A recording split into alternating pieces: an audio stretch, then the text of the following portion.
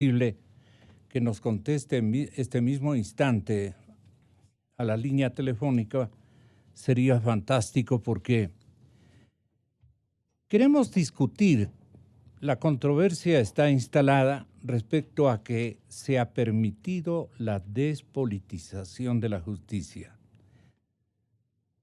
Yo entiendo como que se ha conseguido la despolitización de la justicia, pero él literalmente ha dicho, se ha permitido la despolitización de la justicia.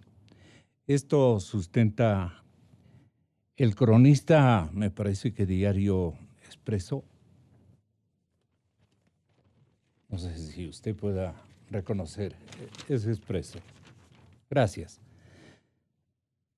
El cronista y la división de comunicación del Diario Expreso de la ciudad de Guayaquil le ha solicitado una entrevista y el doctor Merlo le ha concedido. Le pregunta el compañero entrevistador al presidente del Consejo de la Judicatura, ¿en 6 meses de gestión se logró la independencia de la justicia? El doctor Merlo responde, primero, hicimos cumplir el mandato de la ley de la función judicial, por la cual las direcciones provinciales de la Corte de Justicia están a cargo de los delegados y los presidentes de las Cortes provinciales. Antes las decisiones se manejaban exclusivamente a través de los delegados y eso determinó que exista una línea política. Bueno, con esta disposición, ¿qué resultado ha dado?, le dice él o la periodista. Marcelo Merlo responde, con el día a día canalizamos las denuncias y si tienen veracidad, de inmediato se actúa. ¿Cómo medimos?, se autorreflexiona. ¿Cómo medimos eso? Esos delegados provinciales fueron seleccionados de un banco de ciudadanos propuestos por la sociedad. De ese banco elegimos a los mejores con 0 influencia política. Híjoles, ¿y cómo detectan aquello de la 0 influencia política? Nos va a explicar, o quisiéramos que nos explique el doctor Marcelo Merlo. Pero yo ya estoy en contacto con otro de los integrantes y fornidos integrantes de este consejo, que es la respetable figura vicepresidencial de otra hora política, el doctor Aquiles Rigail, que es este momento miembro y que ha protagonizado también determinados en roces, esa es la palabra exacta, con Marcelo Merlo. Entonces, al darle la más cordial bienvenida, doctor Aquiles, le quiero telefónicamente saludar, desearle un buen año y decirle que cuando le preguntaron al doctor Merlo cómo se prueba que hubo una despolitización, él responde, con el día a día, con el día a día. Nosotros canalizamos las denuncias y si tienen veracidad de inmediato se actúa. ¿Y cómo medimos?, se pregunta el mismo Marcelo. ¿Cómo medimos eso? Esos delegados provinciales fueron seleccionados de un banco de ciudadanos propuestos por la sociedad civil y de ese banco elegimos a los mejores con 0 influencia política. ¿Qué otra medida?, le pregunta. Aquí se aplicaron las figuras del error inexcusable o la manifiesta negligencia para destituir a jueces u operadores que no seguían la línea política del gobierno de Correa. Nadie podía fallar contra el Estado. No fue fácil cambiar la mentalidad, pero ahora eso ya no pasa ni remotamente. Le dicen, ¿se ha sancionado a jueces? Las sanciones a los jueces se han dado por sus actuaciones en el pasado. Desde junio hemos destituido a 10 jueces. Hemos destituido a un defensor público.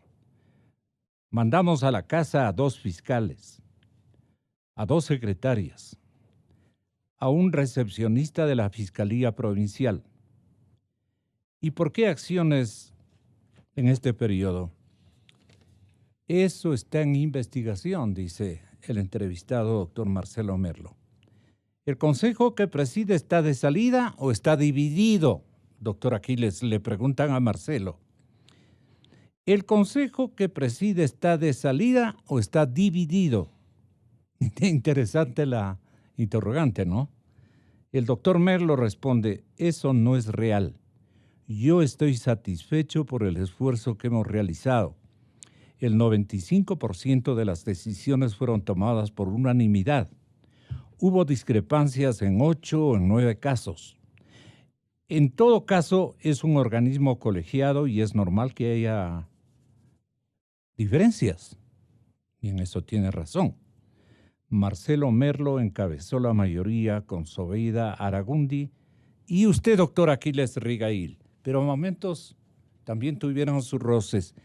¿Cómo ha sido la situación allí y si usted se afianza, digamos, esta convicción de parte del doctor Merlo de que se ha despolitizado a la justicia ecuatoriana?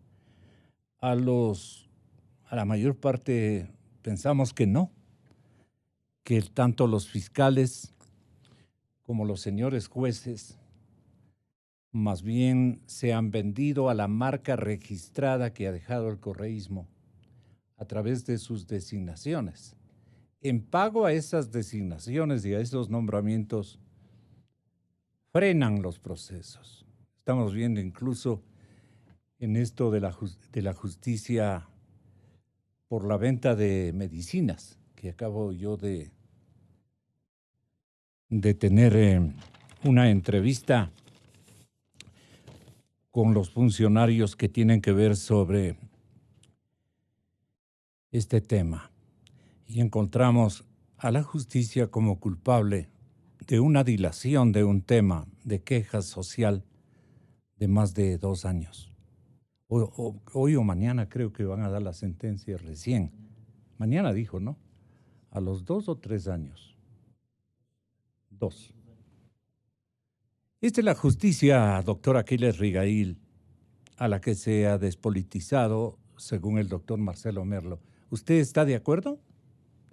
Bueno, en primer lugar, pues mi agradecimiento por la amabilidad y gentileza de hacerme esta entrevista. En segundo lugar, buenos días a toda la comunidad, a toda la colectividad que escucha este programa. Y quiero decirle en primer término que yo no he tenido jamás roces con el doctor Merlo porque usted mencionó aquello. Mis roces han sido de otra naturaleza y de tipo formal, no conceptual, con otro de los vocales. Que faltó el respeto a la persona mayor y ofendió a la dignidad y al honor que debo Mil disculpas merecer. por atribuirle injustamente esto. Así es, así es. Entonces, en todo caso, con el doctor Merlo, con quien me liga una amistad que ya va para 40 años, y nos identificamos en principios fundamentales que son el respeto a la ley, a la justicia y a la búsqueda del derecho, y sobre todo de que se haga realidad aquello que todos soñamos desde la universidad, la justicia para el que más la necesita y el ataque y la sanción más severa contra el corrupto y aquel que se aprovecha de una función pública para saltar los dineros del pueblo ecuatoriano que son sagrados. Le debo decir que efectivamente la despolitización de la justicia comenzó con lo que le voy puntualmente a señalar. Resulta que los delegados provinciales del Consejo de la Judicatura a nivel nacional, en todas las provincias, eran cuota del gobierno del expresidente Correa, pues que malgobernó y destruyó el país en estos últimos 10 años. Esta gente respondía 100% a las órdenes que le provenían, no solamente la presidencia de la República a través de Alexis Mera, que hasta mandaba oficios firmados por una asistente disponiendo que en ningún caso de acciones de protección constitucionales se tramitara contra el gobierno nacional so pena de destitución. Eso pues ya era una injerencia manifiesta, terrible y trágica en la justicia como tal.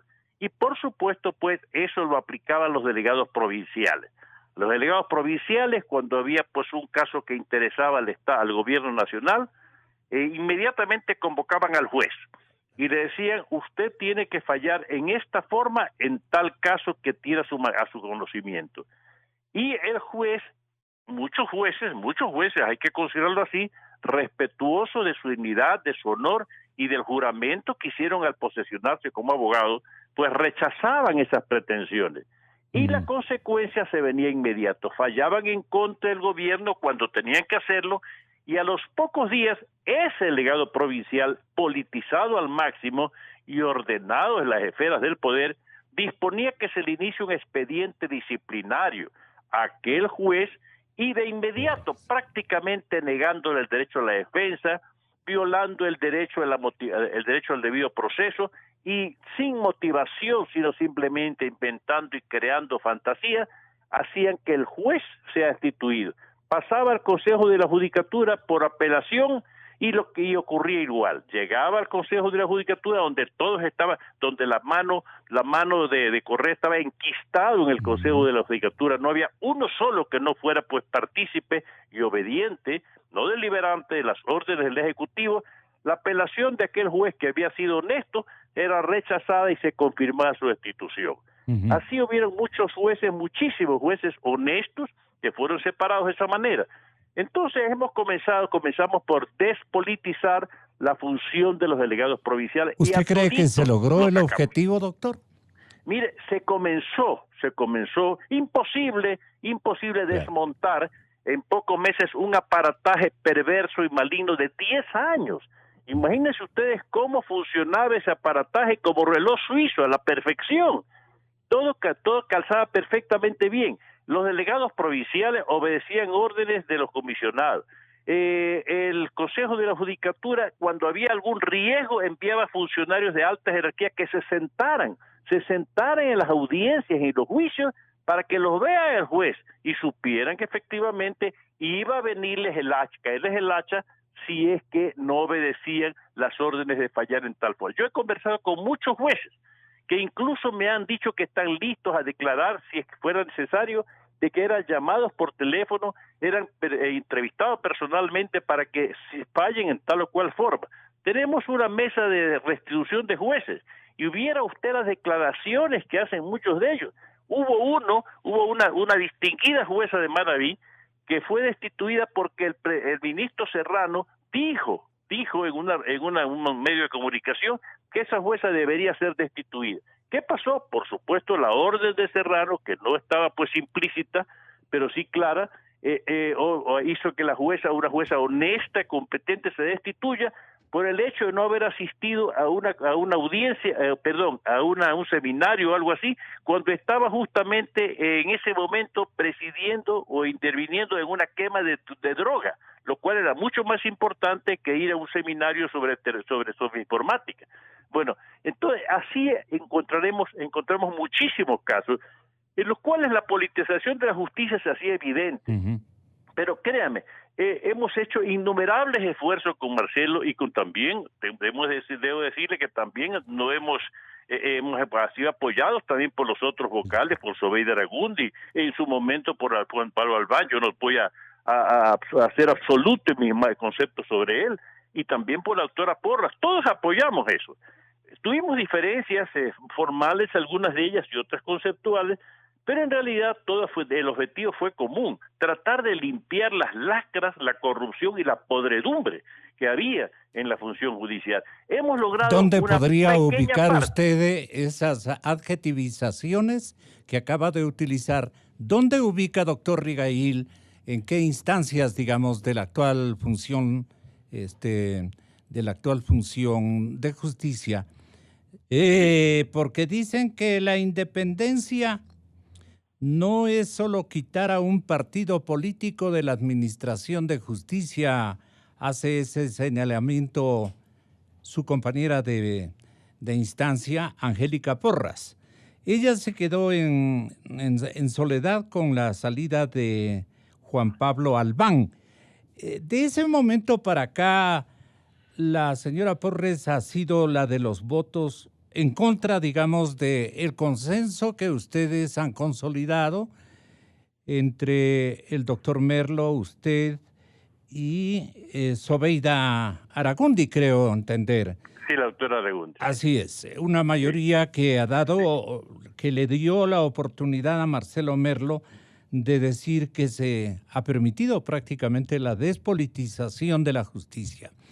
Este tema de despolitizar la justicia es harto significativo para el porvenir de nuestra institucionalidad. Y yo por eso le pregunto concretamente, ¿usted se adhiere a los buenos oficios con la expresión que se ha despolitizado la justicia elaborada por Marcelo Merlo Jaramillo, si es tan amable, doctor Rigail? Verdaderamente la expresión despolitizar a la justicia implica pues un trabajo arduo que ha comenzado positivamente con el doctor Merlo, por supuesto, muy positivamente, porque ya aquí no se recibían peticiones ni presiones de ninguna función del Estado. No puede encontrar usted ninguna presión, situación y palabra que pueda haber venido de otra función del Estado enviándonos mensajitos como ocurría antes. Aquí ninguna función del Estado, función ejecutiva, función legislativa, se atrevió jamás en estos meses, no es que se atrevió, no lo hizo por propia convicción, jamás hizo la menor insinuación de que se falle en una o en otra forma. Y debo también hacer una pequeña rectificación. Efectivamente tuvimos algunos impases, algunas situaciones en las que no compartimos criterios con la doctora Porras ni con el doctor Albán. Pero si usted revisa las actas, y las actas son públicas, no son ocultas, ni son secretas, ni necesitan ser desclasificadas como otras. Si usted revisa las actas, verá que generalmente, como dice el doctor Merlo, todas se resolvían por unanimidad, y a veces ocurría que yo o la doctora Zobeida votábamos conjuntamente con la doctora Porras y ella pues se oponía a ciertas cuestiones. Pero en realidad eso es normal en cualquier colegiado, ¿no? Sí, le voy a pedir también otra cosa más, le voy a recomendar también. No es que hubo mayorías ni minorías, ni tampoco se quedó pues huérfana de apoyo a la doctora Porras, porque, le vuelvo a repetir, usted revise las actas o usted las mande a pedir y verá que en infinidad de casos la doctora Porras era apoyada inmediatamente que ella sugería alguna propuesta, era apoyada por mí, también por la doctora Zobeida, a veces con alguna salvedad. ¿Usted convalida entonces? ¿Usted convalida, Aquiles, que el 95% de las decisiones fueron prácticamente tomadas por unanimidad en el Consejo? Le ruego lo mismo, le vuelvo a insistir y reiterar. Si usted solicita las actas y lo puede hacer perfectamente bien con un escrito, inmediatamente se dispondrá. Verá usted que es así. No se remita 6 meses atrás, vuélvase a un mes y medio, y verá que las decisiones se tomaban por unanimidad, la mayor parte de ellas. No, y cuando a veces la doctora Porras pedía pues que se estudie un poco más el caso, inmediatamente el Pleno suspendía la decisión y se esperaba hasta que ella pues analice mucho más en profundidad lo que ella creía que debía ser analizado más en profundidad, y en el otro consejo inmediatamente se resolvía. Créanme que yo le digo lo que sale de los documentos públicos que están en los expedientes de las actas de la sesión de la sesión del Pleno. Efectivamente, el doctor Merlo tiene razón al haberle dicho eso, que el 95%, quizás más, no sé si sé exactamente. Le dice a Diario Expreso el doctor Merlo. Yo sé, yo leí las declaraciones, que a lo mejor usted sabe que en estas cuestiones pues siempre la precisión no puede ser exacta, puede haber un 94, a lo mejor un 96. Ya, pero ha sido una amplia mayoría. Claro, sí, pero sí, claro, se tomaban siempre generalmente por mayoría la mayor parte de las decisiones, ¿no? Qué bueno, nos alegra mucho aquello conocer. Ahora, el tema es el siguiente. Veamos cómo es la visión que tienen otros actores, unos que incluso buscan, como en este caso Diego Delgado, ex parlamentario muy conocido, de esencia socialista. Usted ha sido un socialdemócrata permanente, así lo hemos visto, doctor Aquiles. Y Diego Delgado, que está en nuestros estudios, aspira a ocupar la Fiscalía General del Estado. al igual que otros candidatos. Aquí hay un listado de postulantes a fiscal, que es lo que más interesa a la colectividad de este momento. Me propongo también saludar al respetable académico, maestro universitario y gran abogado, doctor Salim Saidán, que también nos acompaña en el estudio. Pero los 29 juristas que se han inscrito en el concurso para fiscal general son los siguientes. Claro, no voy a leer de los 29, pero está por Pichincha Jorge Ballesteros, está María Vallas, está Mer Benavides, por Guayas está el doctor Blum, por Guayas está Bobadilla, Félix Bobadilla, por Pichincha están muchos más, Javier Bosques, ¿sí? Henry Cáliz, Humboldt Cañizares, José Chávez, José de la Gasca, este es un jurista guayaco, Diego Delgado, que nos honra con su compañía, Jaime Guerrón, a nombre de Pichincha o radicado en Pichincha, José Guevara, Patricio Aro, también de Pichincha, el doctor José López del Guayas, Santiago Mayorga de Pichincha, Héctor Mosquera, Mario Muñoz, Carlos Ortuño, Pichincha. De Cuenca aspira a la Fiscalía General Luis Palacios, el doctor Luis Palacios. En Pichincha también la actual fiscal subrogante. Sí, le veíamos que le brillaban los ojos por la Fiscalía General del Estado en términos de titularidad, la doctora Ruth Palacios. Sí, le hemos visto. Manuel Rodríguez también busca la Fiscalía General por Guayas. Y, caramba, una gran candidata, la doctora Diana Salazar. Busca por Imbabura y Pichincha, más por Pichincha que por Imbabura. Franklin Saltos del Guayas, Juan Bisueta también del Guayas, salió en las condiciones que conoce la ciudadanía, la opinión pública, de otro estamento, pero él dijo, me lanzo para fiscal de la República. Y hay también Alberto Santillán, Fausto Trujillo, Julieta Ulloa y Miguel Villarreal, juristas y abogados de la República que trabajan en esta provincia de Pichincha. Me parece que hice un gesto muy amigable de presentación de estos 29 juristas que se han inscrito en el concurso para fiscal general. ¿Difícil le ve usted, don Diego Delgado, entre 29 salir elegido, designado, premiado con una decisión tan complicada? ¿Para cuántas vocerías, para cuántos representados, para cuántas instancias, quiénes tienen que elegir al señor fiscal general de la República?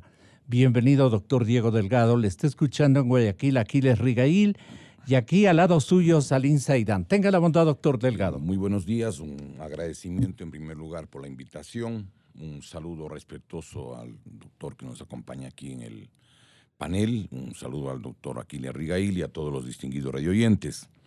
Bueno, yo soy oriundo de Cuenca y vengo por acá jueves y viernes que tengo clase en la Universidad Politécnica.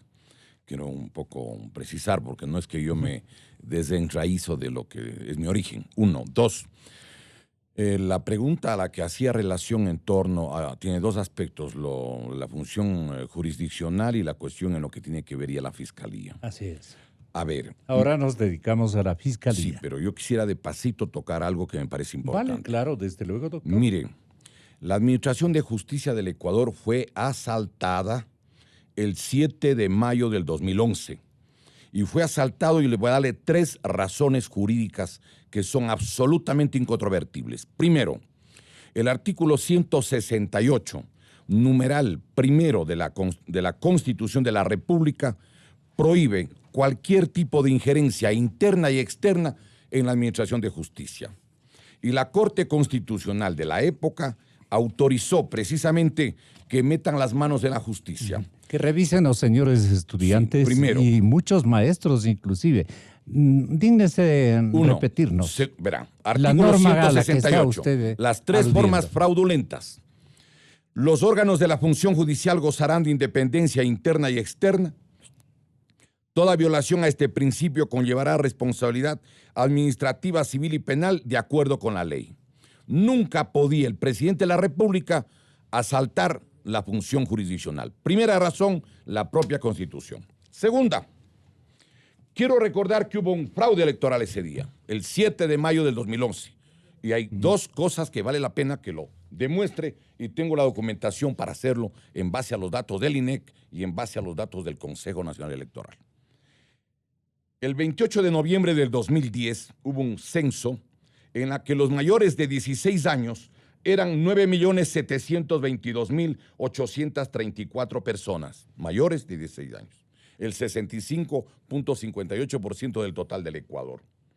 Pero aparecieron en el padrón de ese día, del 7 de mayo, 10.952.164 sufragantes.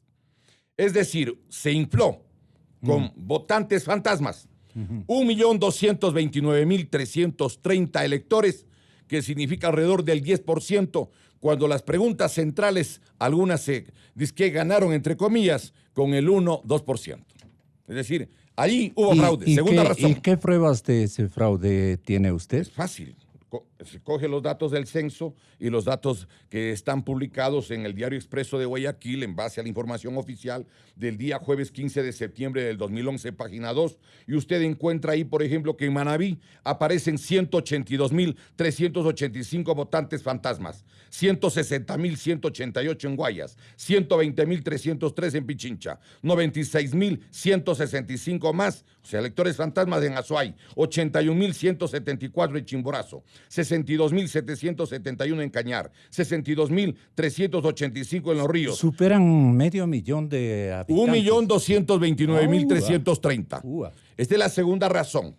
Es decir, además hubo fraude ese día, el 7 de mayo del 2011. Y tengo aquí los datos exactos del INEC y los datos del Consejo Nacional Electoral que manejó ese proceso electoral. Esta es la segunda razón. ¿Quién presidía ese Consejo Electoral? Todo era gente de Correa. Entiendo que estaba el señor Simón. Año 2011. Claro. Deme viendo. Eso es fácil de verificar. Viendo, por favor. Tercero. No, deme viendo. Imprímame, tenga la bondad. Mire, el informe de la OEA se presentó el 12 de noviembre del año 2012.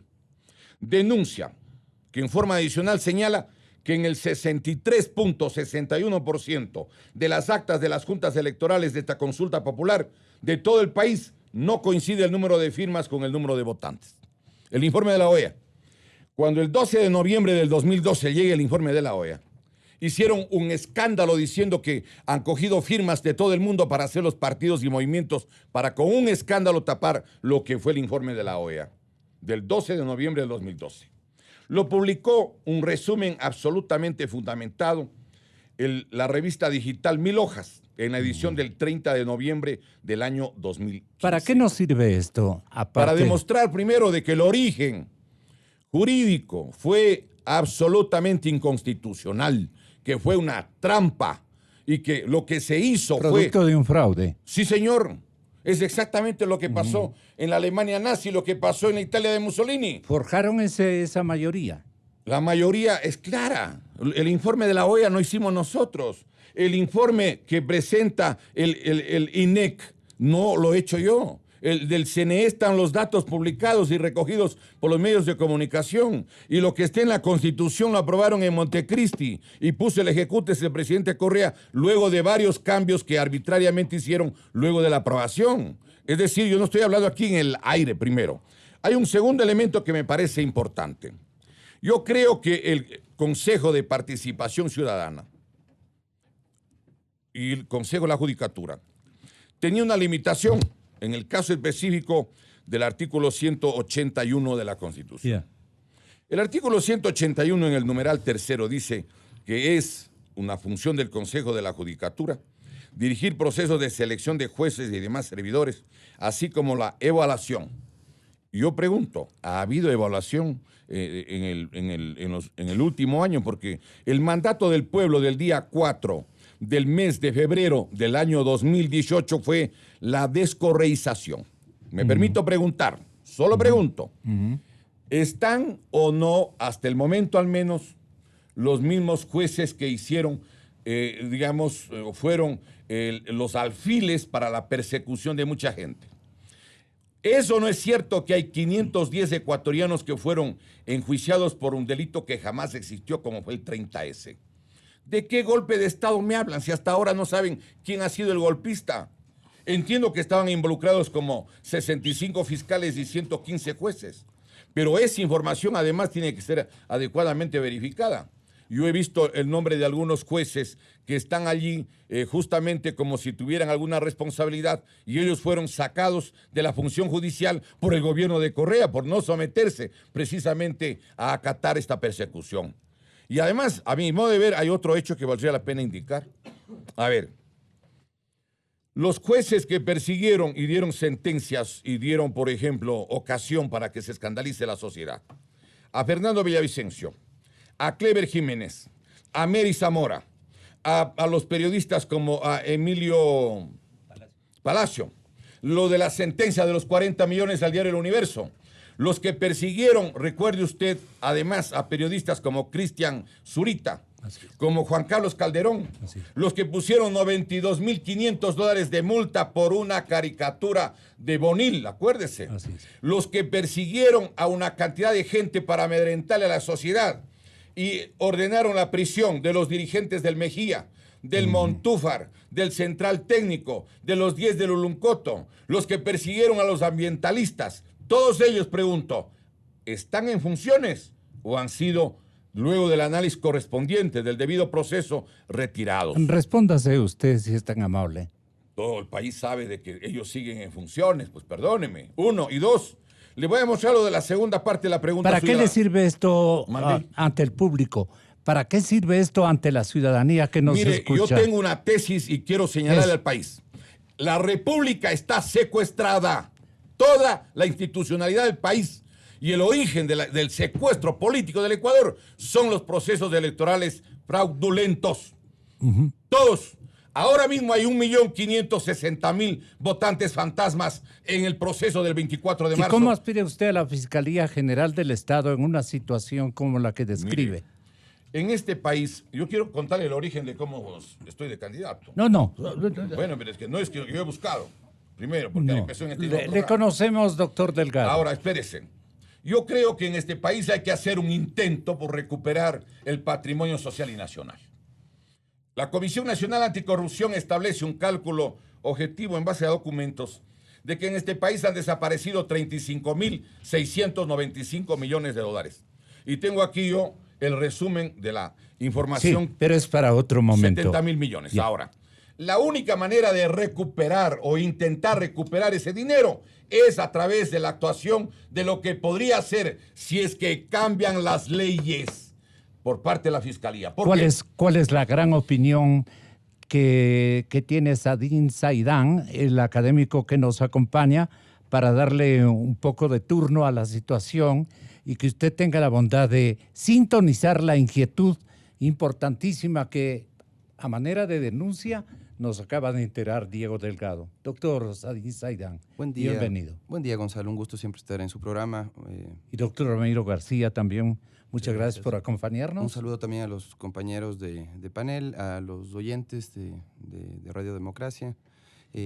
Mi apreciación sobre la situación de la justicia en la actualidad es que efectivamente, como lo ha señalado el doctor Delgado, la toma de la justicia por parte de la función ejecutiva comenzó con la enmienda constitucional aprobada en el 2011. Definitivamente, el cambio en la conformación del Consejo de la Judicatura significó una forma de cooptar ese poder a través de la ruptura del principio clásico de la separación de poderes. Aunque hay algunos constitucionalistas... Ahí se tomó la justicia el correato. Totalmente. Usted tenía una conformación en donde se aseguraba un concurso público, donde podía participar, digamos, ciertamente personas calificadas, conocedoras de los órganos jurisdiccionales que integran la función judicial, de lo que es el órgano administrativo de la función judicial. Sin embargo, en ese momento se cesó en funciones al Consejo de la Judicatura, Que estaba integrado en vigencia en ese momento. Y se conformó un Consejo de la Judicatura de transición por 18 meses. Ese Consejo de la Judicatura... Dándole el plazo de 3 semestres, ¿no? Exactamente. Paulo Rodríguez, Tania... ¿Y quién era este jurista Paulo Rodríguez? Exactamente, ese era uno de los principales cuestionamientos. Un mecánico automotriz podía haber sabido mucho más por las pláticas que mantiene con su fuente clientelar que ese señor. Él fue con la consigna de Correa, ¿para qué? Claro, una persona cercana que había sido director general del registro civil, fue designado presidente del Consejo de la Judicatura de Transición, una persona muy cercana a Rafael Correa, presidente de la República, que después tuvo que enfrentar algunos procesos de Contraloría, fue quien estuvo al frente sin conocimiento de derecho, desde su profesión de ingeniero. ¿Usted cree que fue él un ignorante total en materia jurídica? Se decía que supuestamente la justificación de su incorporación, de la propuesta de su nombre, justamente estaba dado porque se necesitaban no solamente cambios de índole jurídico, sino también de índole administrativo, en cuanto a infraestructura, en cuanto al sistema de la función judicial. Sin embargo... Un bueno para contratación pública. Pero para eso están los asesores. O sea, yo no entendí nunca la razón por la cual un ingeniero estaba al frente del órgano administrativo de la función judicial. Era entroncado con el presidente de la República y eso bastaba. Así es. Y vemos que ahora Paulo Rodríguez no ha dado una explicación solvente a la Contraloría de todas las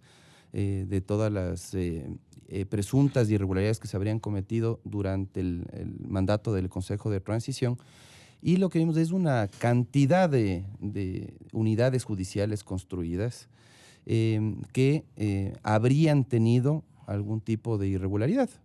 Todos esos procedimientos de contratación pública pues tendrán que ser revisados por los órganos de control, por los órganos de justicia, y esperamos que ya exista un poco más de agilidad en la tramitación de estos procesos para que se determinen responsabilidades. Hasta ahora no responde como debería Sadin, Paulo Rodríguez. ¿Se ha logrado independizar a la justicia como de alguna manera el presidente del Consejo de la Judicatura describe el doctor Marcelo Merlo?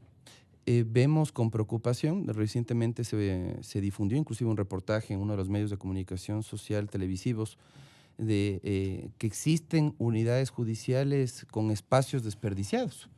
No existe una óptima utilización del espacio físico con el que cuenta la función judicial. Sí. Entonces yo creo que es necesario atender En mi tierra no hay escuelas, pero hay cualquier cantidad de judicaturas. Me refiero a mi lindo sitio donde nació este periodista, la ciudad de Otavalo. Ustedes vieran unos palacios que han construido. Claro. No, y usted puede ver que el cambio en muchas ocasiones es meramente estético, no solamente en cuanto a infraestructura, no está acompañada de la designación de fiscales, jueces, de los recursos necesarios para que ellos puedan trabajar óptimamente. Tiene solamente un cambio de fachada en cuanto a las unidades judiciales, pero no se han capacitado correctamente, no han mejorado los procesos de selección y yo creo que los problemas persisten, aunque algunos ya se han superado. Hay que reconocer el doctor que sí Diego Delgado acaba de manifestar que el correísmo se instauró en la justicia ecuatoriana para siempre. Y ahí están cualquier cantidad, estamos discutiendo desde hace algunos días, ejemplificando determinados nombramientos y comparecencias a esos estamentos de gente mal enseñada a convivir con la idea del correísmo de liberar de culpas a cuántos sinvergüenzas funcionarios o exfuncionarios de esas administraciones de más de una década han perpetrado en contra de los bienes nacionales y de los recursos fiscales. Sendos juicios que Correa pensó, dijo, tenemos que dejar una justicia instalada con unos fiscales adherentes a que cuando volvamos nosotros, porque así es nuestro pueblo, él sabía las debilidades de nuestra ciudadanía, especialmente de sectores medios y medios bajos, en términos de cultura política. A eso me refiero, no solamente a la parte socioeconómica. Esta gente optará por seguramente volver con las 5 a copar, digamos. Ellos no han sido tocados. Los corruptos no han sido desmantelados. ¿Por qué? Porque dejaron establecida una justicia propicia para que eso acontezca. Doctor Sadín y doctor García y doctor Delgado, opinen sobre esto. Sí, efectivamente, creo que el correísmo se tomó la justicia y la selectividad en la persecución de las causas. Esto es lo importante. ¿Sigue tomada? Yo creo que se han dado pasos importantes para descorreizar la justicia, pero todavía en la Fiscalía, en la Defensoría Pública, sobre todo también en la función judicial, a través de los órganos jurisdiccionales, me parece que hay que hacer un trabajo muy importante de limpieza, de depuración, porque están todavía enraizadas, digamos, no solamente en los mandos más altos, sino en los mandos medios, gente afín a Correa que de algún modo sobreprotege a los suyos y persigue aún a las personas que se atreven a iniciar investigaciones en contra de sus Doctor simpatizantes. García, ¿cómo usted le diría al doctor Aquiles Rigail, una figura muy respetable desde el punto de vista que tiene este periodista y creo que la generalidad de los distinguidos panelistas de la cadena Democracia, una figura ciudadana del puerto principal que está integrando conjuntamente con nuestro paisano Marcelo Merlo el famoso Consejo de la Judicatura de Transición que creó este gobierno para efectos precisamente de despolitizar a la justicia. Entonces dice una integrante de este consejo, la señorita doctora Angélica Porras, que la independencia no solo es quitar a un partido político, digamos, de la manipulación.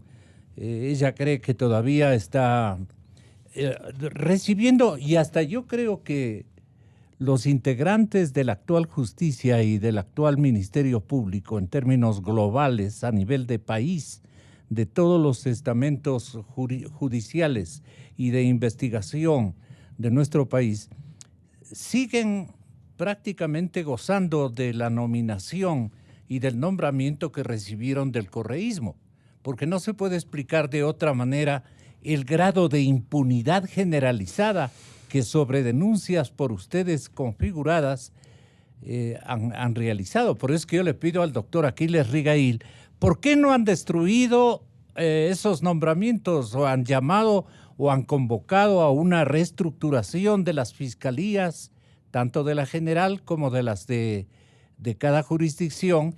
¿Y por qué no han cambiado de jueces, especialmente a sabiendas de que fueron unos guambritos alhajas con respecto al correísmo, digamos, muy aliado a las pretensiones y abusos del correísmo? Doctor Aquiles Rigail, si nos da esa respuesta, ¿cuánto le agradeceríamos antes de que intervenga el doctor García? Muchísimas gracias, pero quiero antes que dar la respuesta saludar cordialmente, afectuosamente al doctor Diego Delgado, un ilustre jurisconsulto de una probidad intachable, que siempre ha sido un luchador, pero a ultranza, contra todas las injusticias, las perversidades y la corrupción. Le doy mi saludo al doctor Delgado. ¿Usted le vería como un fiscal fantástico para la época? Estoy diciendo que celebro que el doctor Delgado esté participando en esta lid, que espero pues sea extremadamente justa y correcta y sin ninguna tacha, y creo que sería un gran fiscal general que realmente sabe dónde apretar el dedo para que salga la pus de la corrupción enquistada vilmente en la función judicial. Los saludo, Diego, y pues por supuesto pues respeto como el que más su conducta siempre apegada a la ley y al derecho y a la justicia. Y ahora paso a explicarle la situación que usted me indica.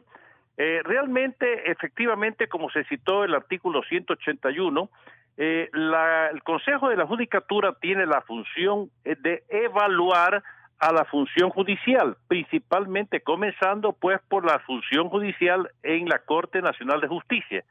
Pero debo recordar que por circunstancias formales que no cabía, digamos, darles tanta importancia, se nos privó, se quitó la posibilidad al Consejo de la Judicatura actual, transición, de poder llevar a cabo esta evaluación. Eso implicó que tampoco ¿Cómo se operó? Sí. ¿Cómo se operó, se instituyó esa prohibición? Es decir, hubo pues un sobredimensionamiento, una exageración en cuanto a una circunstancia de tipo formal que ocurrió en el Consejo de la Judicatura en un debate en el cual yo como hombre mayor que soy y me hago respetar y mi honor está más allá de cualquier interés, hice pues mis observaciones muy fuertes, muy duras contra otro vocal que me respetó mis canas y también mis principios. Eso pues se sobredimensionó de una manera tal que se consideró que en el Consejo de la Judicatura había pues, una puja. Exactamente, lo cual no era verdad. No era verdad porque realmente todo se manifestaba de una manera apropiada, conveniente, con las discusiones propias de un cuerpo colegiado. Pero de allí surgió a alguien del Consejo de Participación, no quiero mencionar quién es, pero no fue el doctor Trujillo, por cierto, pues, que indicó que eso no podía continuar, que estas disputas internas y que no podíamos llevar adelante la evaluación de la función judicial. Eso pues prácticamente cortó de raíz toda posibilidad de evaluar a los jueces de la Corte Constitucional, que usted bien lo anota, o si bien se anota. Entraron muchos de ellos por la puerta falsa del acomodo y de la subida de puntos, y pues eran por supuesto niños mimados y protegidos pues por la férula del grupo correísta.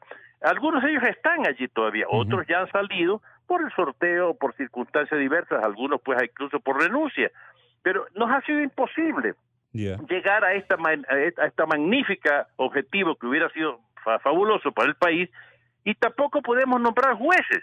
Entonces mire usted, destituimos jueces y resulta que no podemos nombrar sus reemplazos. ¿Y qué ocurre? Que entonces la carga procesal se tiene que repartir entre otros jueces porque no podemos sustituir al que hemos destituido.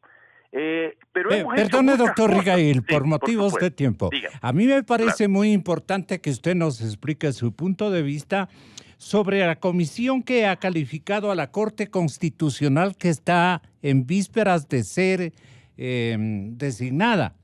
Aquí está uno de sus miembros, el doctor Ramiro García, y le vamos también a él a preguntar cuál ha sido la misión de esta comisión calificadora de la Corte Constitucional. ¿Por qué? Porque la Corte Constitucional tiene que intervenir en esa modificación estructural de los estamentos de justicia del Ecuador.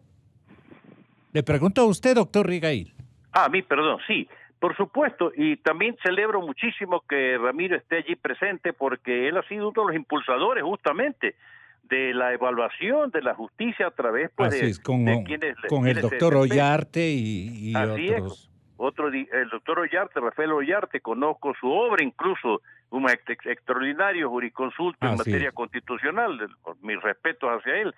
Pero mire usted que la situación de la función judicial no ha podido ser restablecida, y debo decirlo así con toda firmeza, por estas circunstancias que nos han bloqueado en cierta forma la posibilidad de aplicar mano dura.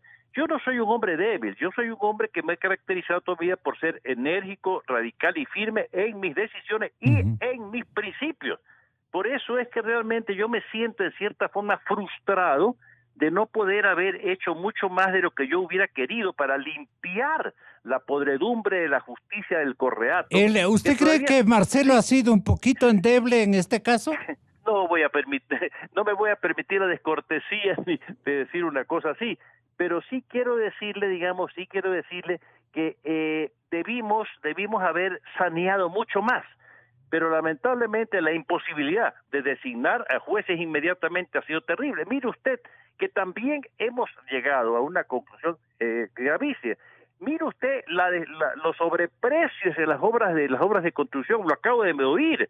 Si el 72% de asaltos, por ejemplo, en la de Cotopaxi, hay un edificio en Balsa, yo he ido allí, un edificio que tiene casi 2.800 metros de construcción y trabajan 6 personas. Ha sido un asalto en despoblado, un robo, pero así en medianoche, con alevosía, con premeditación, robándose los dineros de Estado. Y esta gente sigue tranquila.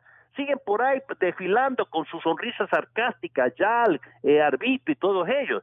Entonces créanme que sí, que como hombre viejo que soy, siento una gran frustración. Indignación, más que todo. Indignación, furia incluso, de que esta canallesca cohorte siga pues ventilando su impudicia en las calles y plazas de la ciudad, riéndose pues del pueblo ecuatoriano y riéndose también de nosotros, porque realmente pues no hemos podido lograr nada. Ojalá, que estoy seguro, y que la Corte Constitucional que va a ser elegida, formada por distinguidísimos jurisconsultas, el doctor Hernán Salgado, ¿quién puede tener una tacha el doctor Salgado en lo más mínimo? La doctora Teresa Núquez, distinguidísimas personas, puedan hacer algo también para intervenir con firmeza y con dureza, estoy seguro que lo van a hacer, para colaborar con el saneamiento de la justicia, que realmente pues el escaso tiempo que hemos dispuesto el doctor Melo, yo y los otros compañeros, no hemos podido hacerlo. Espero que el nuevo Consejo de la Judicatura aplique eso sí con rigor y sin ninguna demora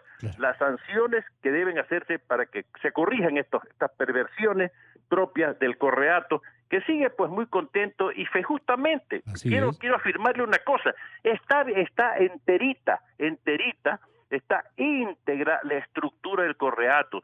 Hay algunos que pasan por morenistas ahora y se han cambiado de camiseta porque a todo señor, porque que cambia pues de dueño.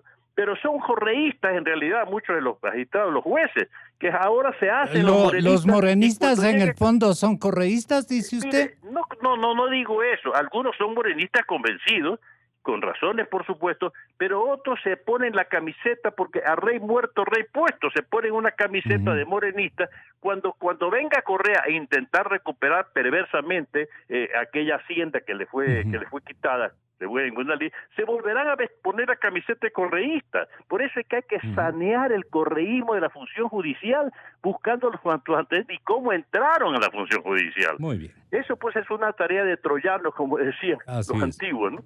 Un abrazo de empatía y de simpatía para usted, doctor Aquiles. Hasta siempre. Doctor Ramiro García, bienvenido. Gonzalo, buenos días. Un saludo para los compañeros de panel, un saludo para los oyentes.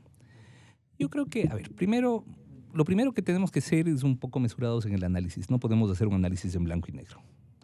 Y además, no podemos hacer un análisis abstrayéndonos del momento sociopolítico. Recordemos que Moreno llega como una proyección, como una continuación del correísmo. Por lo tanto, verle como el antagónico resulta epistemológicamente incorrecto, digamos. O sea, como antagónico de Correa. De Correa. Sí, por supuesto, no tiene sentido. Pero además... Él de alguna manera viene pintadito un poquito de correísmo. No pintadito un poquito, viene aupado completamente por el correísmo. Y es en el camino... ¿Cómo lo prueba usted históricamente aquello? Bueno, fue el vicepresidente de Correa y es claro el apoyo que recibió de toda la estructura correísta. Pero es otra instancia política la que usted quiere que nos pongamos. A ver, lo primero lo que digo es, si vamos a analizar, tenemos que analizar el momento sociopolítico, ¿verdad? Y tenemos que analizarlo, creo yo, en clave de transición. Porque la elección de Moreno pero no significó... se sacude del correísmo. Sí, por supuesto, pero la elección de Moreno no es que implicó una ruptura del correísmo. La ruptura se produce meses después y se produce por las contradicciones internas dentro de la tienda política de Alianza País, al punto que Moreno termina quedándose con el partido y los correístas quedan fuera del gobierno y como además cabeza de oposición, porque realmente la oposición al gobierno la encabezan ahora los correístas. Eso en primer lugar. Por otro lado, hay que recordar que Moreno hereda una institucionalidad muy fuerte construida en 10 años. muy fuerte en lo, digamos, en lo político, muy débil en lo democrático, porque es una institucionalidad de papel, es una institucionalidad, porque una verdadera institucionalidad se construye en base de funciones del Estado independientes, por ejemplo, y eso no lo teníamos, pero teníamos fiscal definitivo, teníamos contralor definitivo, teníamos una Corte Nacional nombrada, una Corte Constitucional en funciones, es decir, formalmente, bajo criterios formales, teníamos una institucionalidad muy fuerte que en este año y medio se ha logrado de alguna manera desmontar en aras a volverla democrática, justamente. ¿Por qué? Porque para todos es evidente, y ahí sí entremos al tema de justicia, que la administración de justicia se convirtió en un instrumento, en el brazo armado del poder. De los casos que acaba de denunciar Diego hace un momento, los conozco muy bien porque por lo menos del 70% los defendí yo.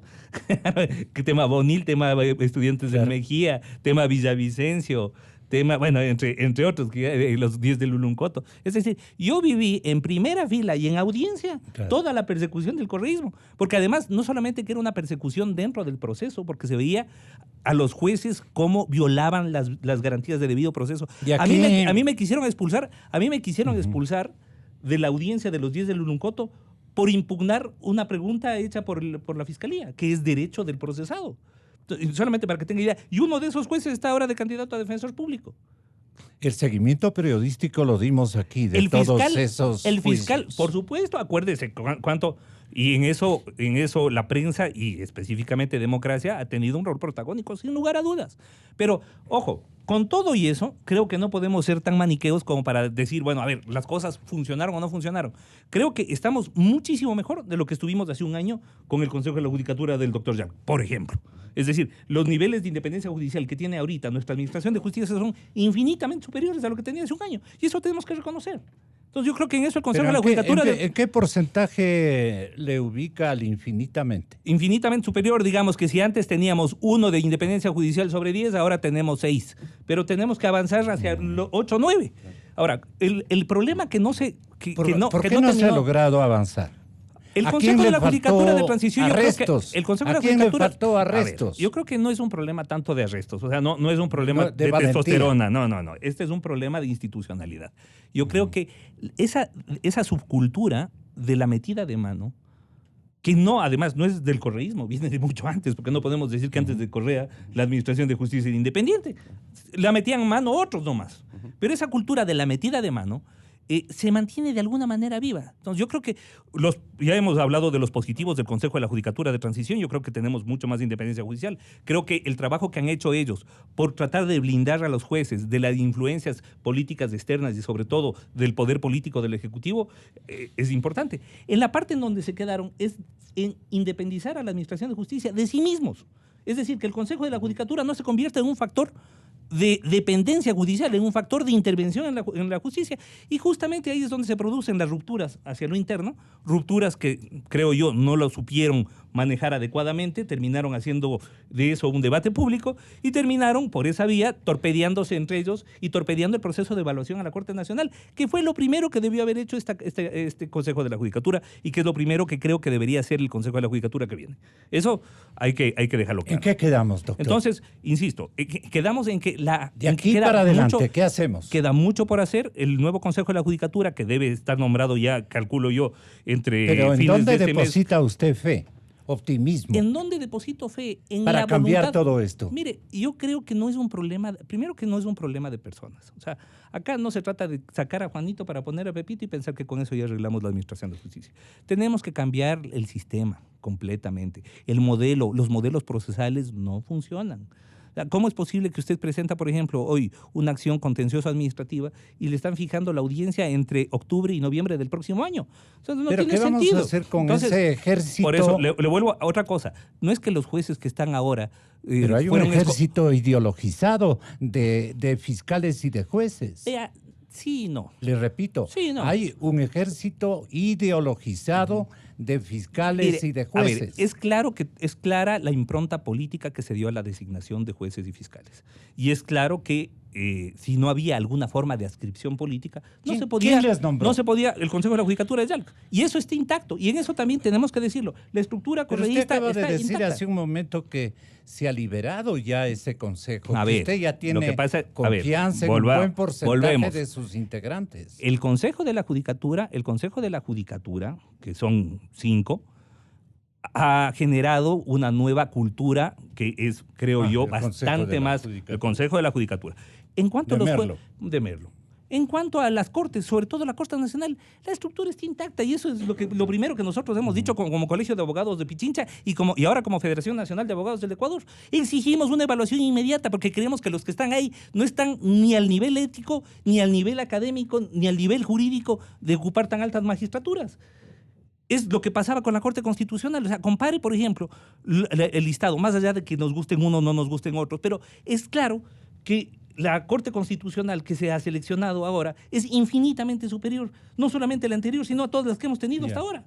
Ahora, que de ahí, obviamente, son seres humanos, podrán equivocarse, habrán errores, habrán aciertos, pero yo creo que si hay algo que este proceso de selección de la Corte Constitucional deja al país, es la claridad de que se pueden hacer las cosas diferentes, que se pueden hacer las cosas con transparencia. Ahora, lo mismo hay que hacer en el... ¿Qué tal elenco han encontrado ustedes después de la verificación de las respuestas de los exámenes?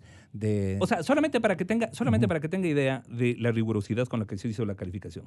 Muy bien. El doctor Hernán Salgado, PhD por la Sorbona, ex juez del Tribunal Constitucional, Fantástico ex juez de la jurista. Corte Suprema, ex juez de la Corte Interamericana, expresidente de la Corte Interamericana, 88 sobre 100. En la anterior corte, la doctora Pamela Martínez, máster por la Estatal de Guayaquil, 0 publicaciones indexadas, 0 experiencia judicial, 100 sobre 100. Ya, esa es la diferencia de cómo se calificaba antes y cómo se califica ahora. Que ningún proceso de selección es perfecto, sí. Que puede haber habido contradicciones, posiblemente. Que no todo el mundo saldrá contento en un 100%, especialmente la gente que pierde, es obvio. Pero está claro que se ha hecho las cosas con la mayor transparencia posible. En el examen escrito, por ejemplo, nosotros ni siquiera conocíamos la identidad del autor del examen porque lo calificamos bajo códigos. Y cuando se hizo público a quienes correspondían esos códigos, fuimos los primeros en abrir los ojos asombrados de quién había sacado qué nota. Entonces, yo creo que eso nos muestra, más allá, insisto, no decimos ni remotamente que este haya sido un proceso perfecto, ni mucho menos, pero nos muestra que se puede hacer las cosas diferente y que en la Corte Nacional se tendrá que hacer exactamente lo mismo. Se tiene que hacer una evaluación independiente, una evaluación académica, una evaluación jurídica. Se tiene que ver qué tipo de fallos han sacado. Es decir, es todo un proceso que yo creo que le quedó un poco corto el tiempo también al Consejo de la Judicatura de Transición a hacerlo. Eso hay que decir.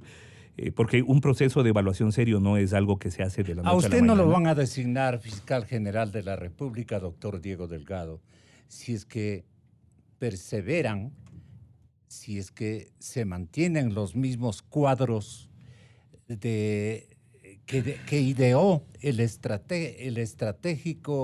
la estratégica decisión del expresidente Rafael Correa. Los correístas no le van a designar. ¿Por qué, doctor? Porque saben que usted, ¿qué haría en el caso de ser fiscal general del Estado? Para ir al grano, doctor Delgado. Bueno, primero, nobleza obliga, le agradezco al doctor Aquiles Rigail sus palabras y solamente quisiera hacer 10 segundos.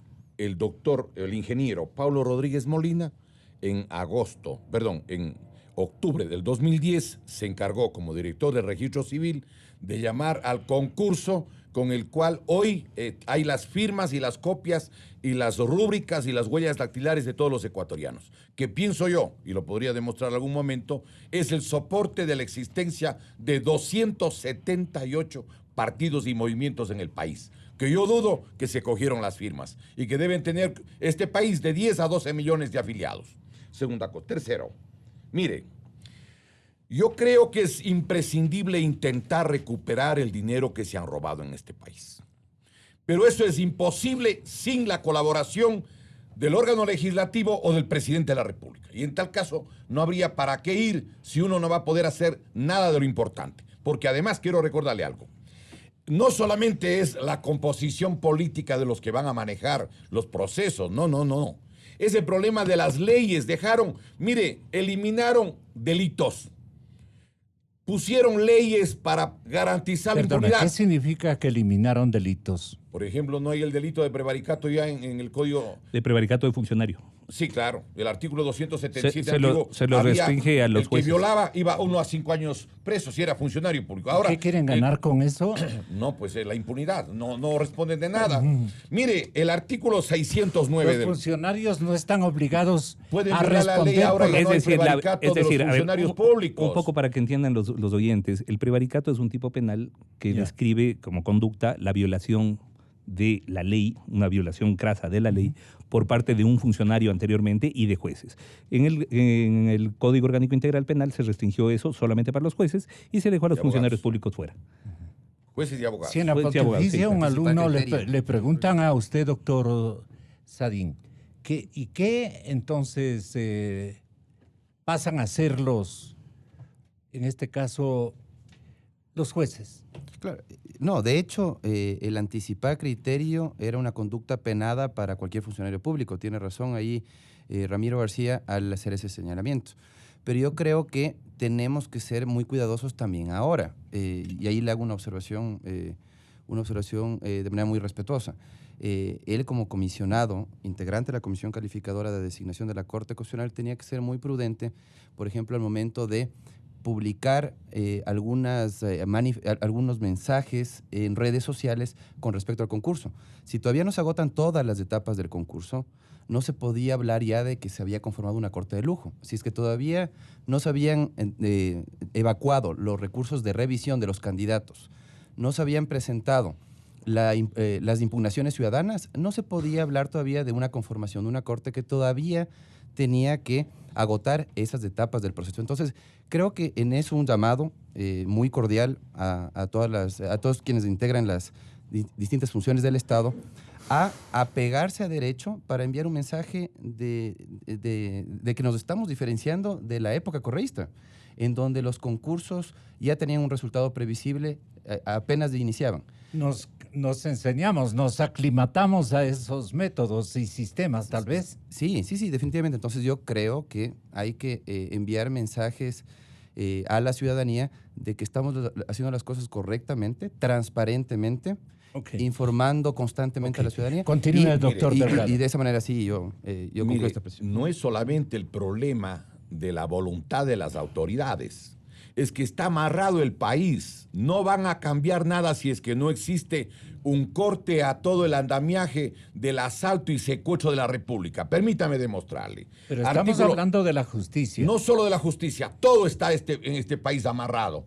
Incluso las elecciones predeterminan los resultados. El software trucado que utilizaron en los procesos electorales anteriores sigue funcionando. Es el mismo software que están yendo a manejar ahora, que es el que manejó antes de los anteriores doctores Pozo y compañía. Si usted es designado fiscal general, ¿qué haría frente a estos temas que usted mismo está denunciando? Yo le quiero demostrar cómo un fiscal está amarrado. Usted necesitaría una vocería a nombre de nosotros, pero yo la gente. Permítame demostrarle cómo está amarrado pies y manos todo funcionario de este país.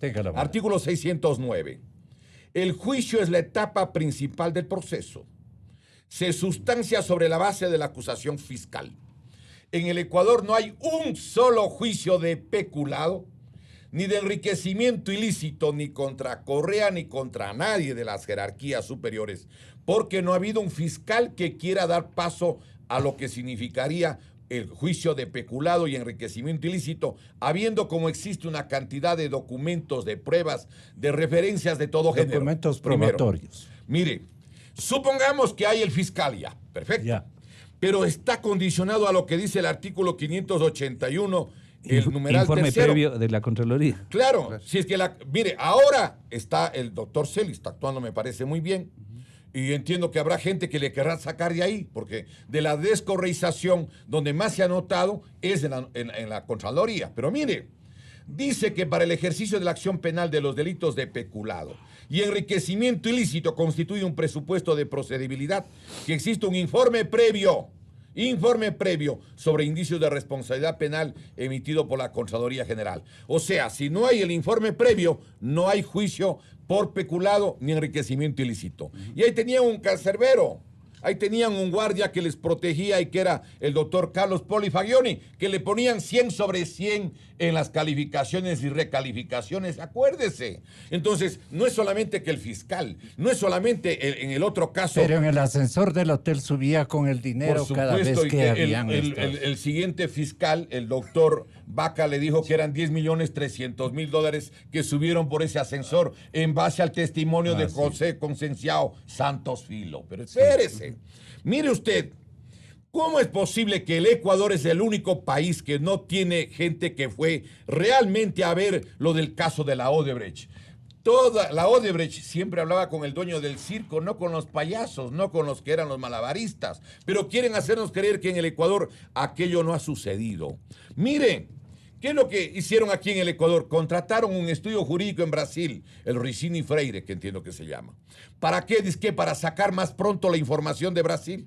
Yo tengo la impresión que fueron a contratar a un estudio para que hable con los abogados de los otros implicados para que omitan los nombres de los culpables. Pero quiero además demostrarle una cosa.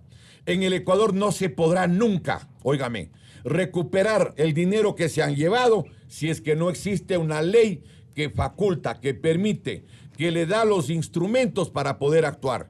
Porque caso contrario no va a poder actuar. La seguridad jurídica del país, artículo 82, tiene 5 elementos. Tiene que actuarse en el marco de la Constitución primero. Tiene que haber normas previas, claras, públicas y aplicadas por la autoridad competente. 5 elementos. Pero usted no puede actuar por más voluntad que tenga si la ley no le permite. Yo le hago una pregunta. ¿Cómo se sabe lo que llevaron los aviones si no hay, por ejemplo, un estímulo a los pilotos y a la tripulación? ¿Cómo puede actuar en el país lo que significaría una investigación independiente si, por ejemplo, no se cumple el convenio con las Naciones Unidas? El expresidente Correa es el que piloteaba el avión. Según reportes que nos entregó un importante ecuatoriano que asimismo fue víctima del correísmo y que reside en la Florida este mismo instante, no le diga el nombre. Hay denuncias de que dicen que incluso cambiaban tripulación en la ruta. Yo le hago una pregunta, ¿cómo un piloto, que además puede estar en servicio activo, o cómo el personal va a hablar si no le garantizan primero de que no va a haber retaliaciones en su contra? ¿Por qué no le dan el 10%? Por ejemplo, no solamente a ellos, el 10% a cualquier estudio jurídico del mundo, de los que colocaron el dinero, por ejemplo, en los paraísos fiscales, o en Europa, o en Rusia, o en la China, o en cualquier parte del mundo. Pero es que no quieren, y si no hay las leyes y no hay las reformas, el fiscal se va a dar contra la pared, no va a poder hacer nada. Si yo no quiero ser fiscal para ganar 4 o 5 mil dólares. Por eso le pregunto, ¿qué haría usted para recuperar lo que nos han robado? Vea, yo le quiero dos cosas. Y no necesito ser fiscal para seguir peleando. Primero, quiero demostrarle... Yo quiero que le demuestre a la ciudadanía, con todo respeto, doctor Delgado, que usted está en capacidad, no solamente que alude a su preparación, que alude al conocimiento de la legislación internacional, a las modalidades de justicia, de tránsito financiero, o como se llamen, a los enlaces económicos que otras latitudes de corrupción han apelado y que eran de conocimiento de los líderes del correísmo, y que algunos de esta segunda etapa han utilizado con consejo de sus excoidearios o de sus coidearios en el fondo, han recibido instructivos para ir para mandar su dinero de un sitio a otro.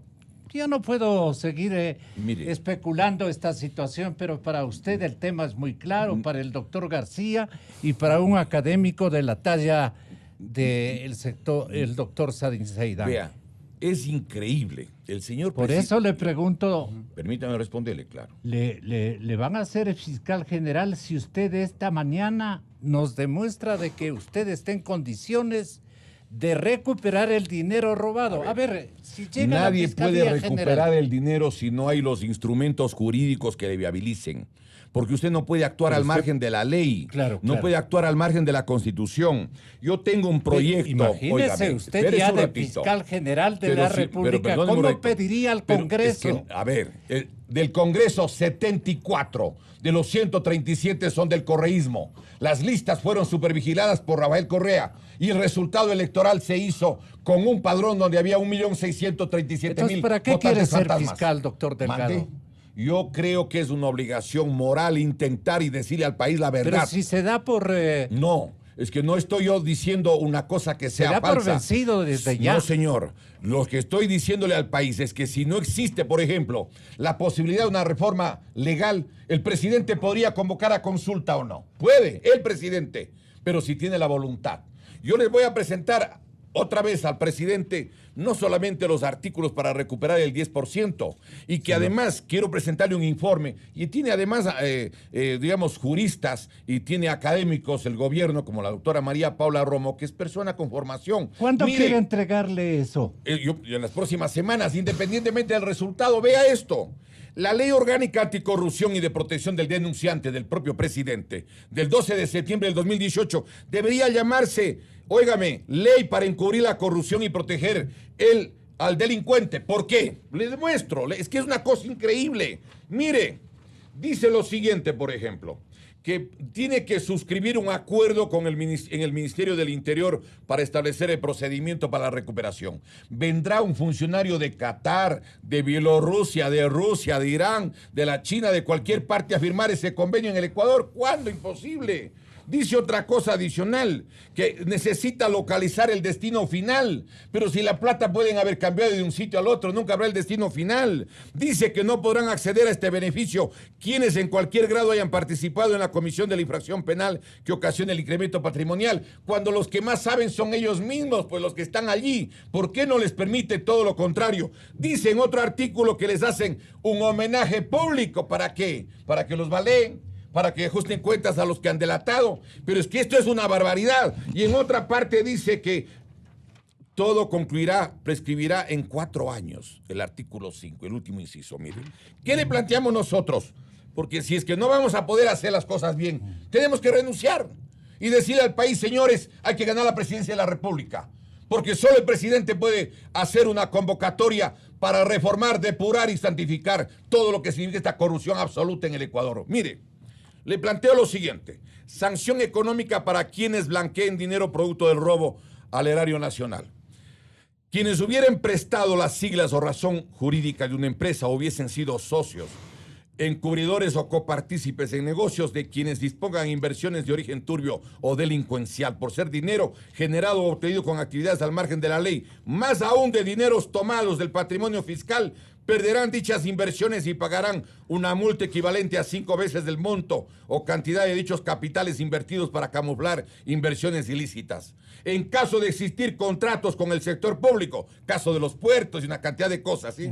Por ejemplo, si y comprobarse este encubrimiento delincuencial, se dará por finiquitado el referido contrato y la parte responsable no tendrá derecho a reclamo alguno. En todo contrato habrá una cláusula obligatoria al respecto y el Estado podrá iniciar las acciones legales, administrativas o penales que sean pertinentes. Las concesiones deben tener un límite máximo del 100% de la ganancia.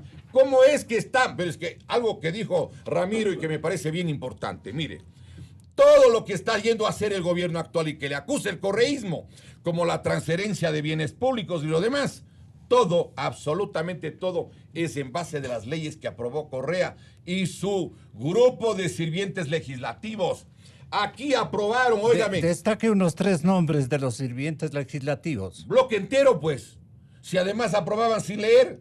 El artículo 61 de la Ley Orgánica de la Función Legislativa permite aprobar una ley que tenga 1.000, 2.000 artículos aplastando el botón. Así fue. Mire, aquí tengo, pero es que esta es una cosa monstruosa. Óigame, le puedo demostrar y tengo aquí las leyes, le traje la ley, por eso estoy con bastante papel aquí.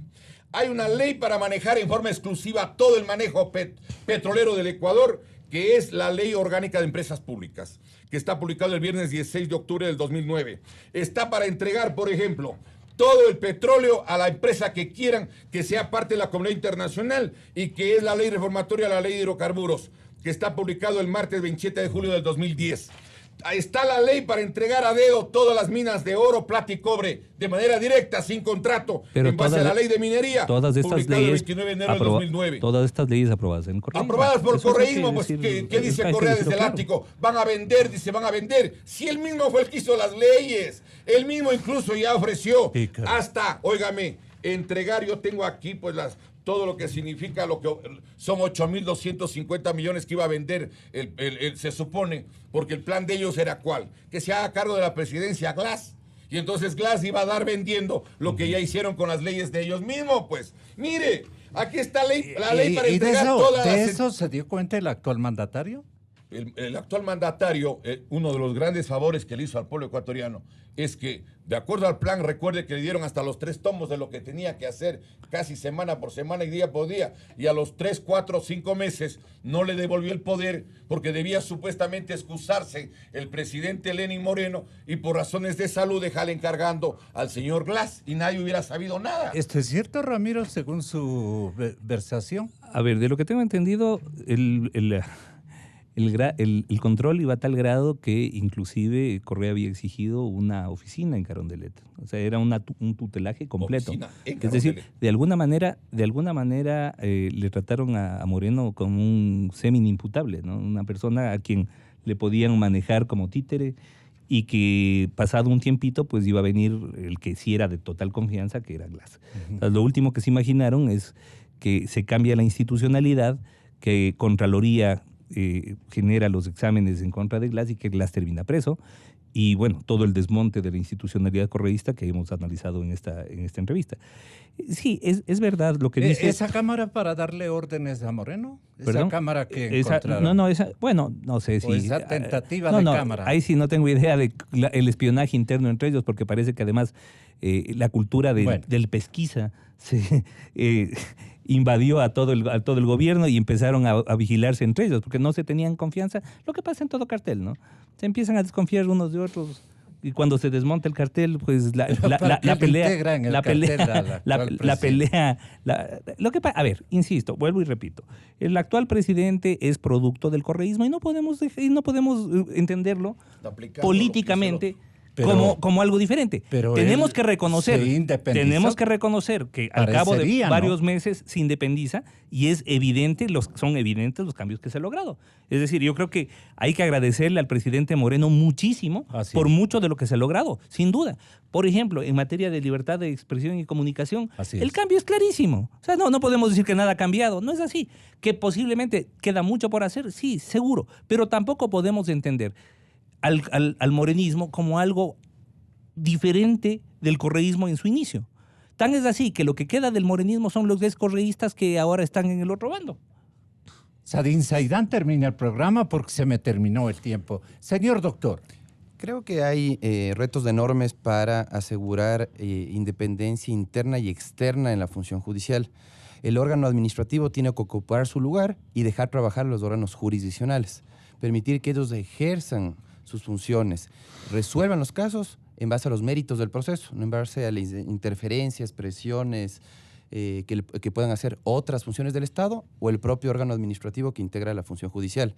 Entonces, hay pasos importantes en cuanto a la garantía de independencia externa, porque la función ejecutiva ya no está tras los pasos de los jueces. Es evidente que los jueces pueden trabajar de manera mucho más tranquila, más libres, en base a los méritos del proceso. Pueden estudiar los expedientes sin tener esa presión que tenía en las cadenas, en las sabatinas por parte de Correa, que direccionaba cada uno de los procesos cuando le interesaba algún caso en particular. Y por otro lado también sí se han dado pasos importantes en el Consejo de la Judicatura de Transición para asegurar independencia interna. Sin embargo, sí me preocupan las remociones que le preocuparon a el ex vocal Juan Pablo Albán. Esa fue la razón justamente de la discrepancia que tuvo con el vocal Aquileo Rigail. ¿A qué remociones se refiere? En la ciudad de Guayaquil fueron removidos algunos jueces de mala manera. Hay que asegurar el debido proceso, inclusive a los actores afines al correísmo. El hecho de para que ellos, todo quede muy bien consolidado. Para no repetir los errores, para no replicar las mismas conductas viciadas que caracterizaban al correísmo y obviamente asegurarles el debido proceso removerlos, García de ser el caso luego de que se les permita ejercer su derecho a la defensa, se documenten sus incorrecciones y obviamente se produzcan sus remociones. Pero de esa manera ordenada, respetuosa del debido proceso, se puede llegar a ese resultado. Se puede llegar al mismo resultado, pero respetando el debido proceso. ¿Qué nos debe el presidente Moreno hasta este momento según el juicio de valor del doctor Diego Delgado, candidato a fiscal general de la República? El señor presidente se comprometió solemnemente en la campaña y el día 24 de mayo del 2017 repitió que iba él a firmar el convenio con las Naciones Unidas similar al de Guatemala. A mí me parece, y dio un ejemplo muy gráfico, justamente el columnista Hernán Pérez Luz del diario El Universo, dijo, con las leyes actuales, como está todo, es como pretender con un martillo botar el Empire State.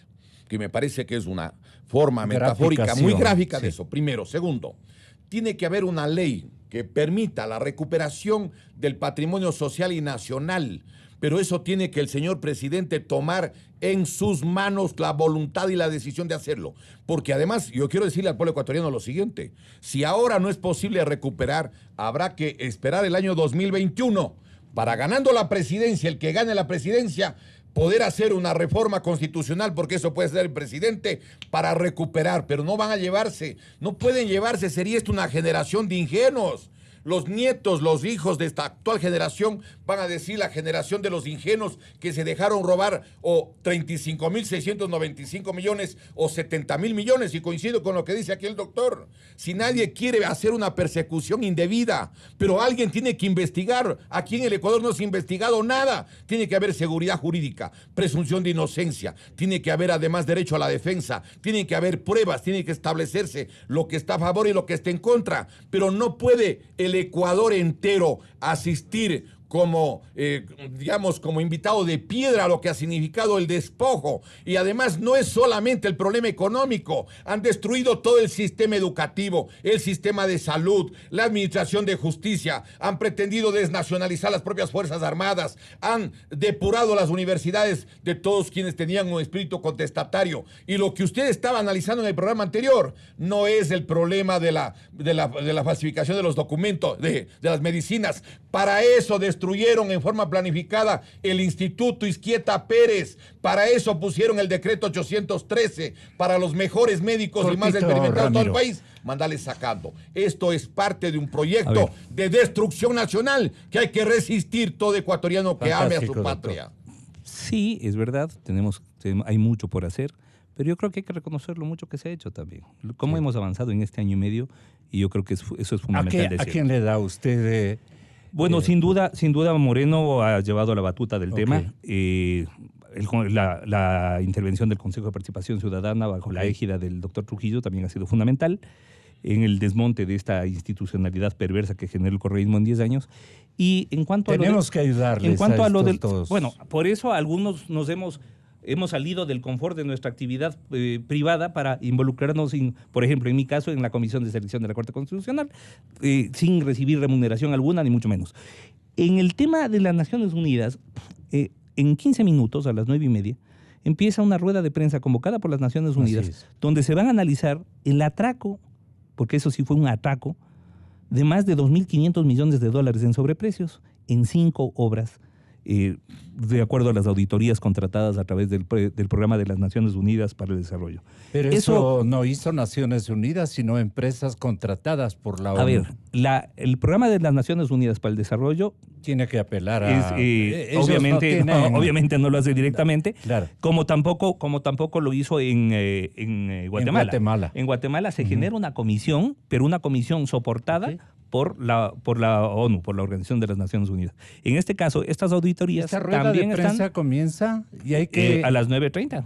Así que es importante saber qué es lo que van a decir y qué es lo que va a pasar. Pero qué vergonzoso. Vamos a transmitir a través de nuestras frecuencias. Ahora, lo que sí está claro, amplitud modulada. Lo que sí está claro es que nuestros órganos de investigación han sido insuficientes y que tenemos que pedir ayuda de afuera para que nos investiguen. Qué vergonzoso, coincido ahí con lo que dice Ramiro García. Qué vergonzoso que organismos internacionales tengan que cumplir el trabajo que tienen que ejecutar fiscales y jueces.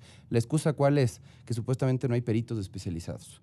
Yo creo que es importante dar los instrumentos necesarios a agentes fiscales, a jueces, para que puedan realizar estas investigaciones de manera absolutamente apegada a derecho, sin ningún tipo de interferencia en ninguno de los poderes. Otro programa. Lo que decía justamente el doctor Delgado, para analizar es necesario darles instrumentos legislativos, instrumentos también en el ámbito judicial para que puedan cumplir con su trabajo. Yo creo que va a ser interesante analizar en estos días lo que se va a decir hoy. Sí. Porque esto yo creo que marca un antes y un después en la investigación de la corrupción en el Ecuador. Gracias, doctor. Vamos a ratificar la correspondiente convocatoria e invitación a todos ustedes. Toda suerte, doctor Delgado, usted se merece eso y mucho más. Hasta siempre. Gracias, Diego. Señoras y señores, buenos días. Gonzalo Rosero. Credibilidad incuestionable. Inicio de espacio promocional.